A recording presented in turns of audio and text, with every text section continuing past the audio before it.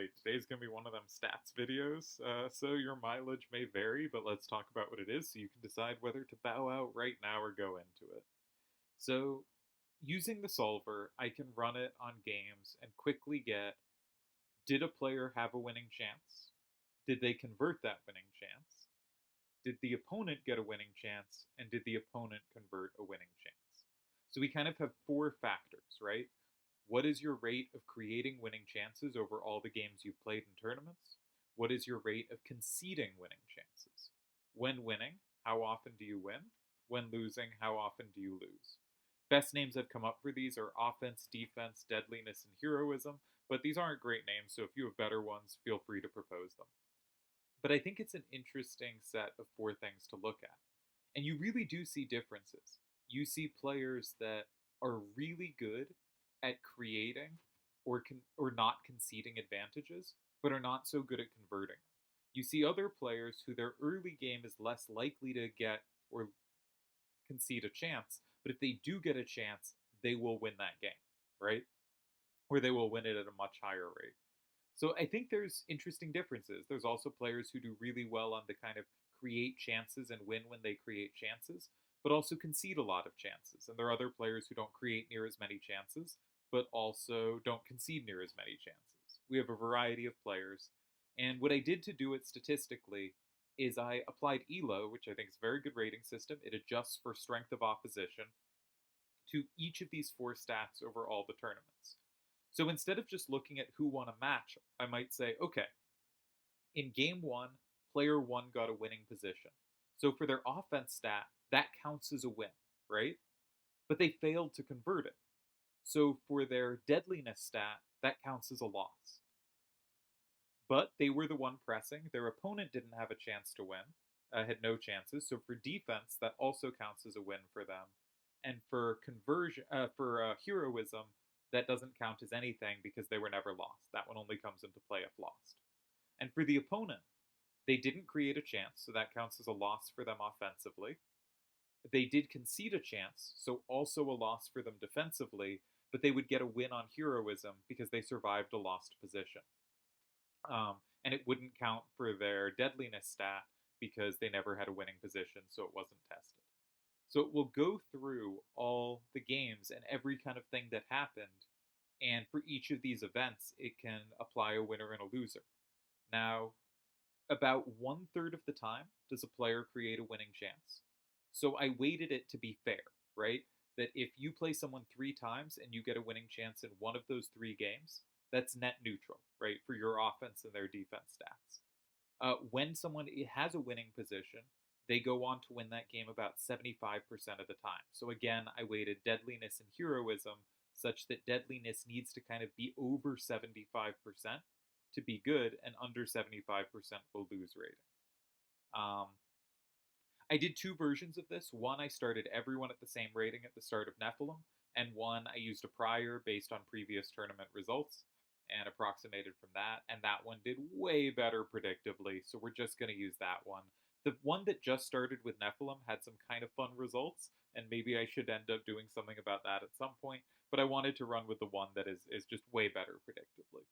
So speaking of predictiveness, and I should make sure everything's recording well, it is. Speaking of predictiveness, if you ask it to predict every game with only the information it has coming into the game, not like knowing the result of the game, because that would be silly, that has been played so far in the return, which is like 350-ish games, it predicts 50% of them correctly, meaning it correctly picks win, tie, or loss for the first turn player. So it might strike you as unimpressive. 50% sounds like coin flipping, but there are three possible outcomes. So getting 50% is not bad. Now, much of the time it's predicting a tie, right? Even if it thinks someone is better, it often thinks tie is still the slightly more likely result. So there are better ways of checking its predictiveness than just looking at how many games it calls exactly right. But I think it does pretty well by those measures. And one thing that's cool is there are matches that it will take in the information it's getting during the match and adjust who it thinks is the favorite, or say, I thought this one was a big favorite coming in, but now that they've tied 5 games, I understand it's much closer, and it will adjust its predictions accordingly. Um, and actually does pretty well on that front. So, anyways, I think it's pretty good predictively. Not amazing, but like you could make fun betting odds out of it. Um, yeah, so that's its predictions. And let's get to what it says. I made two ugly charts we're going to start with, and then we're going to get into some rankings, some top 10s in the four categories. So here is a chart. Ah, and I can't go look at my thing, but my phone has on it who these dots are. I couldn't get it. Sheets was like being a real butt to me today. I couldn't get it to say who was each dot, so I wrote down notes for myself so I can say who they are. I thought these were examples of different styles. The up down is uh, feel versus calculation. So people higher up did better in the calculation categories, meaning they did better at deadliness and heroism, the stuff that's more like endgame categories. Those players did better in, while the players who are lower on the chart in the field section did better in offense and defense and worse in deadliness and heroism. And then left is the defensive stats, defense and doing better in defense and doing better in heroism, meaning just really hard to beat. And on the right is players who get more of their value from the offensive stats, offense and deadliness. And so we have these four quadrants, and I thought it would be fun to find some players in the four quadrants. So in the top left quadrant, we have Smokes and Delial.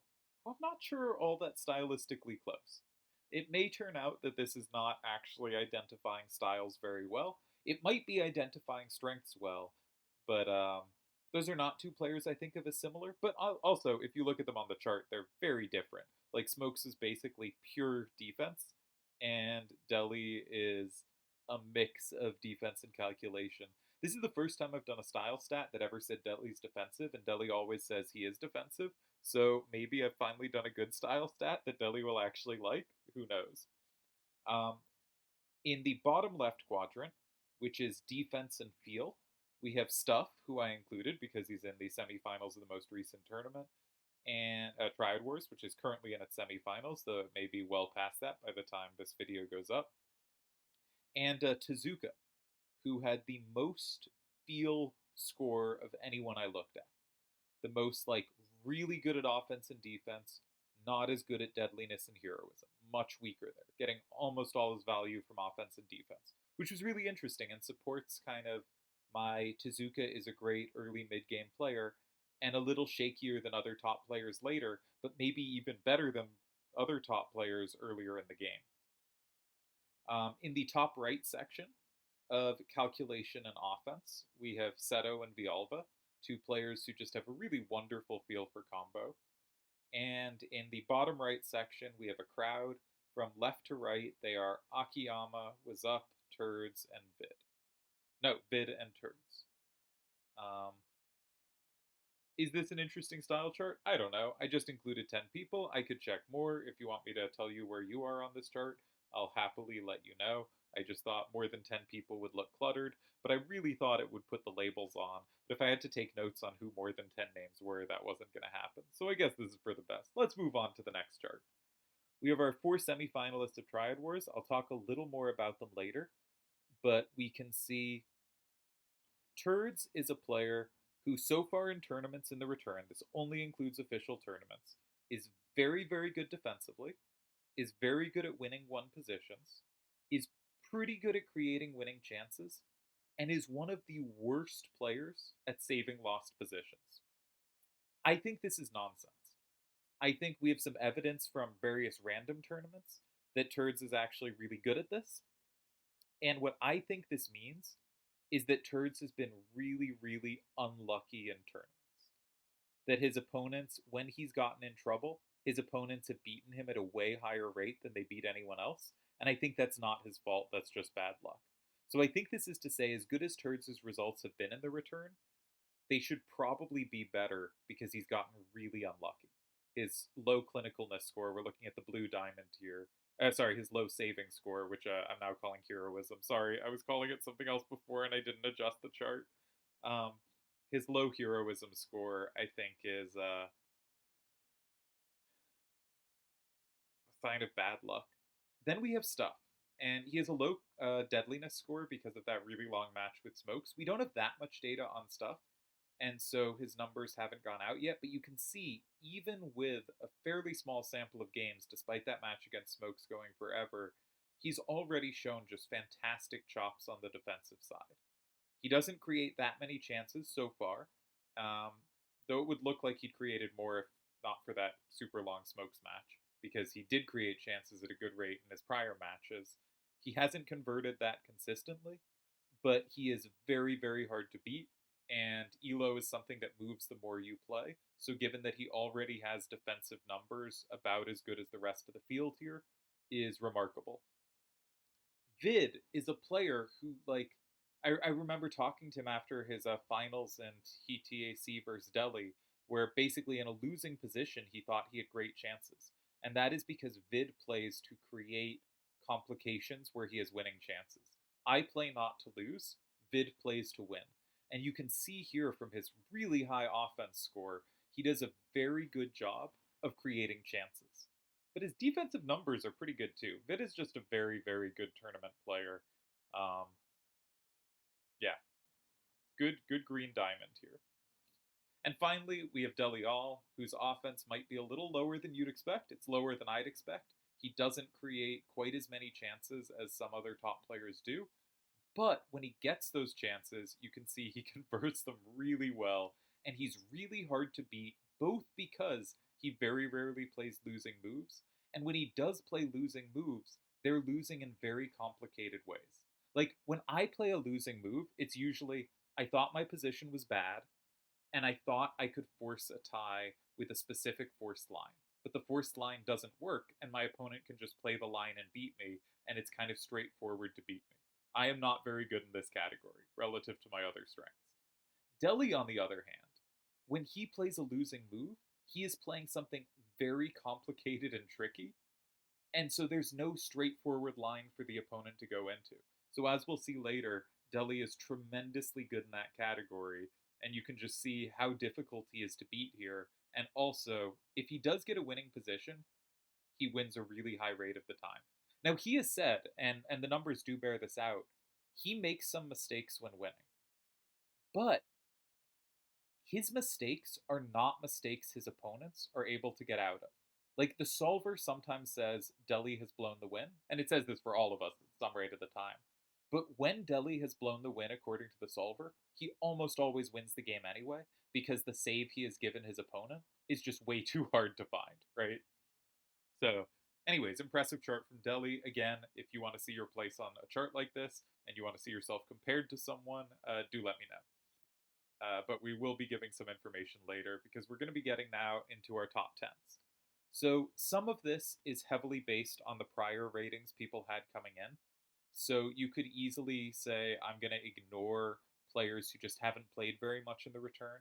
Like Chickeny had a TTAC semifinals run, Piggy Man played a bunch at the start, Slash has played a little here and there, but you could feel free to ignore those three and say none of those are very active, and the data on those is going to be fairly minimal. Then we have some jump after them. We have Metis first, and I've often said I think Metis is very good at calculation and at kind of figuring out the correct result of positions, and so it's nice to see him here.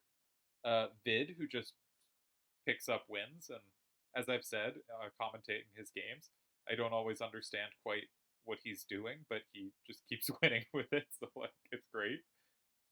Turds, very efficient at beating you, and then a jump to Akiyama, and then a big jump to Delhi, myself, and Seto in clear first, just way ahead of the field.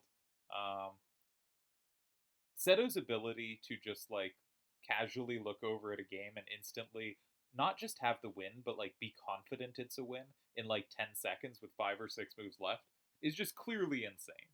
Um, and I think he is very clearly the best kind of quick, pure calculator on the site by some margin, and possibly just of all time by some margin. So it's nice to see him confirmed here at the top of the chart, and I think this is well deserved. I think you got a lost position against Seto, and that's worse than having a lost position against anyone else. Now, you don't want to lost position against like Delhi or Akiyama. That's horrible too. Um, but it's worse to have a lost position against Seto. I think this is fair to say. All right, next up we have Heroism.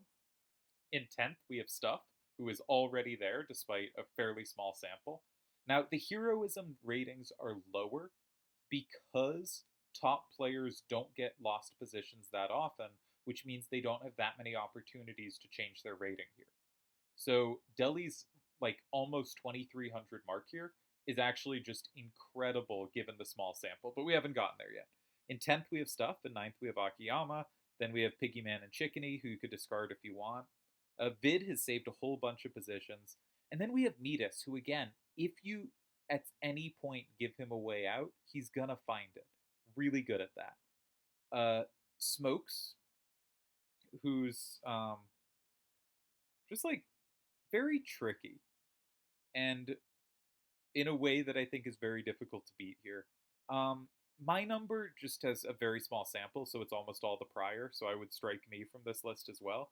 And then there's just a very clear top two way ahead, Seto and Delhi. When they do get lost positions, it's not the way I get lost positions, where it's like I got wrong a kind of straightforward idea, and now you can just straightforwardly beat me. When they get it wrong, they got something wrong in an incredibly complex line, and now you have to figure out the complex idea better than they did.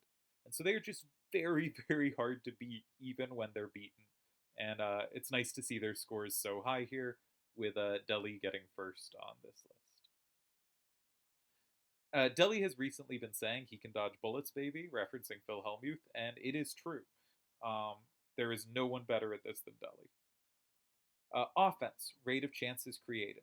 Turds, 2166. Delhi, 2194. Again, we can ignore maybe Chickeny and Piggyman here. Um, I typoed. Piggyman, I think one of those, Piggyman should be ahead. Either Chickeny should be 2243 or Piggyman should be 2253. I think they were both 2243 and Piggyman was fractions ahead, but I typoed it. Apologies. Anyways, Yevon has been so good at getting chances against people. Like he's so dangerous. He's been such a scary player in majors, knocking out a lot of really big dogs. Really nice to see him this high here, and this the list he appears on. Tezuka, obviously excellent. Again, Vid's offensive numbers are just fantastic. And then, yeah, I think the reason I'm number one by so much here is because Triad Wars 14, I just won every game I played, and I just won the tournament in 4 games, which is kind of silly and was very lucky to happen. So I'm certainly overrated here, but it's nice to have a good rating on this one. And defense, I'm also going to be overrated on because this doesn't include elemental games. So Piggyman smashing me multiple times on elemental, I get to cut from the list, and that makes me look better than I am. That said, I do think I'm very hard to get a winning position against. So let's move over to defense. We have Yevon in 10th, also very good here. Yevon less good at the pure calculation side of deadliness heroism, but really good at the kind of feel for constructing advantageous positions and just understanding there. Vid, hard to beat. Metis, I've said really hard to beat. He's high on both this and the heroism list. Piggyman, you could look at and say, yep, he's great. We could also cut him, your choice. Turds, Tezuka. Big jump from Turds to Tezuka. Tezuka has been really exceptionally difficult to beat in tournaments. Delial, Akiyama, Seto was up. The usual names. I think this is probably the most important single stat, just because in tournament play, the goal is not really to win your next match, it's to not lose it. And if you look at results in the return, with some exceptions, which is largely that Delhi's so good at the other categories, this lines up kind of well. Because, like, Yevon has had multiple deep runs and beaten top players. Vid has multiple semifinals and sort of a finals.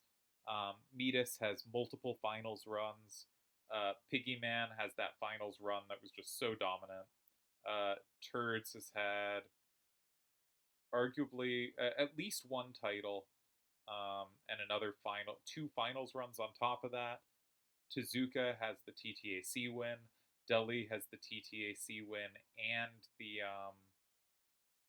Kefka win, right? I'm getting wrong. Kefka and Cosmos. Turds is Cosmos. Deli is Kefka. Akiyama has not won a tournament in the return, but he has multiple finals, right? He's at least won finals and a bunch of semis, and is just obviously one of the top players. Seto won Ultimisia, made finals of Nephilim, was in the semis before he dropped out of something else. And I have 3 titles in the return, I think. So, like, this list is the closest to actual tournament results, but it's the other lists do add serious information here, too. I think that's all I have today. Oh, nope.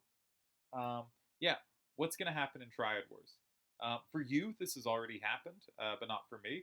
So this stat predicts for the semifinals that in each individual game they play, Delhi is 31% to win, Turds is 12% to win, and a tie is 57% to happen.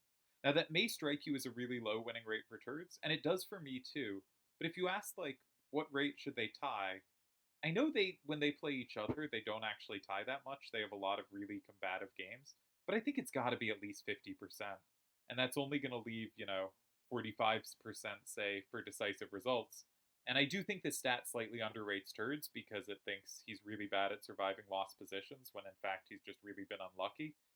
Um, so I have this match a bit closer. I think it's more 60-40 or a 55-45 where Delhi is the favorite, but Turds is so goddamn good that it's close. And then for the other match, it gives Vid 68% overall within each individual game. Vid 32%, Stuff 15%, Tie 53%.